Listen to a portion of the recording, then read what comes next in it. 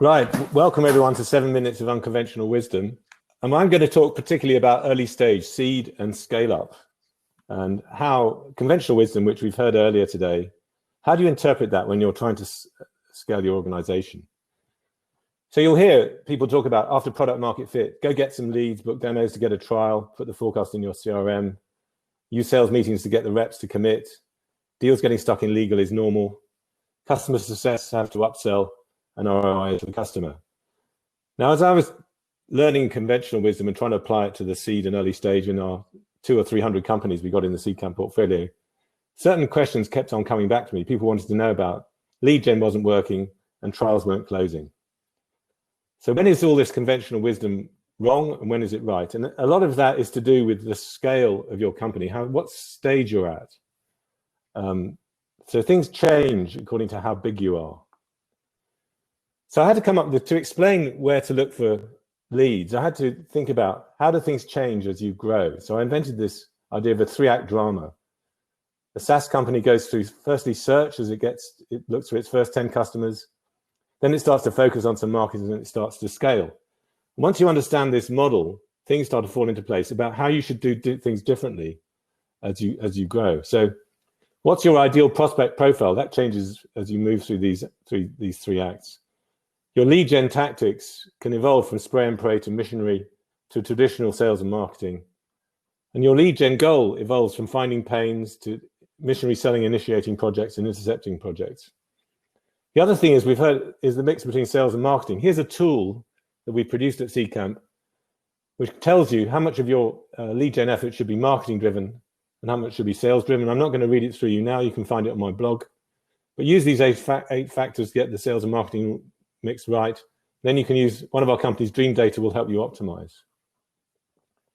So instead of just getting some leads, think about the scale you're at, pick your focus, and then go forth and educate the market. Then people come to me and say they can't close trials. This is the biggest problem that I keep finding. And you can see here my Sales Tales blogs, it's the most popular blog. Setting up and closing trials is integral to the sales process. You can see here in the red circle, trials crop up all the way down the sales process. And what I keep finding is technical founders build a new product. They're totally in love with it. It's their baby. And they want to do the puppy dog sale. So I'm going to tell you the story about the cat here. I was looking for a puppy picture to put in this blog and found the cat picture and fell in love with its eyes. So this is about, instead of doing a puppy dog sale, talk to the customer. Don't show up and throw up, but talk to the customer about their project. What are they trying to build? Let them build their own baby, understand what their success is going to be like for them, and work from there. So let them build their own baby is the unconventional wisdom. Moving on to the forecast, I've always found that it's far too complicated using the CRMs at early stage. I just use a simple spreadsheet like this, put in my probability to close, and factor it, and that gets you to the figure 270 on here. Are we going to make our target or not? And then the deals we're mostly focusing on in green, if we close them, we'll make 220. It's that simple. It's quarterly, it avoids close month ambiguity. Manager assigned probability means you've got to scrub the deals. It's quick to assemble, so don't get bogged down in your CRM. Sales meetings. So we've all been in meetings where that brutal sales manager terrorizes the reps, try to get a commit. Well, what we do is try and use them for building teamwork and improvement ideas. I call it mixing the best of East and West, focusing both on not only the individual performance, but the team. Stuck in legal. I'm going to tell you a quick story about Sun. My first career was as an in-house lawyer.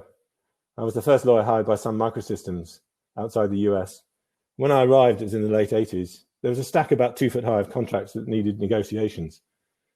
And the salespeople queued around the block trying to get me to do their deal first. There was no way I could handle all these. So in a moment of inspiration, I thought, well, we're going to sell terms to customers, not negotiate them. They can have extra liability if they want, if they pay for it. So I quickly whipped through this pile of contracts, came up with some pricing for each legal adjustment in the form of a kind of an adjustment to the discount. And I didn't find a single customer who wanted to pay more for legal terms. So we got rid of all that. So you can give the customers any terms they want for a price. Customer success. Now, we've been hearing earlier on today from Aaron about specialization, but what works at early stages, goal customer success on referenceable customers.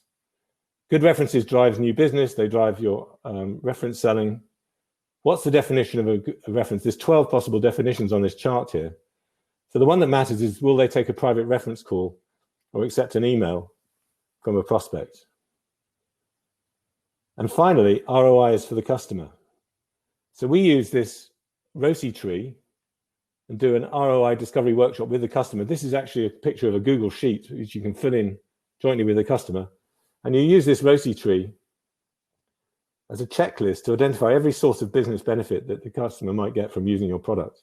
And you can see on the top branch, return is basically profit, which is revenue less costs. They can get more customers, or they can get more revenue per customer, which is more products per customer and more revenue per product. Use this as a comprehensive checklist to generate your business case. So we're nearly done with my 7 minutes of unconventional wisdom. So pick your focus based on how big you are, and then go forth and educate. Don't show up and throw up, let the customer build their own baby. For forecasting, 1-page Google Sheet's all you need. Use team sales meetings to drive improvement and teamwork. Offer the customer any terms they want for a price, and they'll probably say no. Target customer success on referenceability. And ROI grows on ROCE trees, so show the customer the trees. And if you want to know more, I've got my blog series on Medium. There's 14 sales tales published there already. Take a look. All the material I've shown you now is in there. I'd love to hear your feedback and improvement suggestions. So that's my 7 minutes of unconventional wisdom.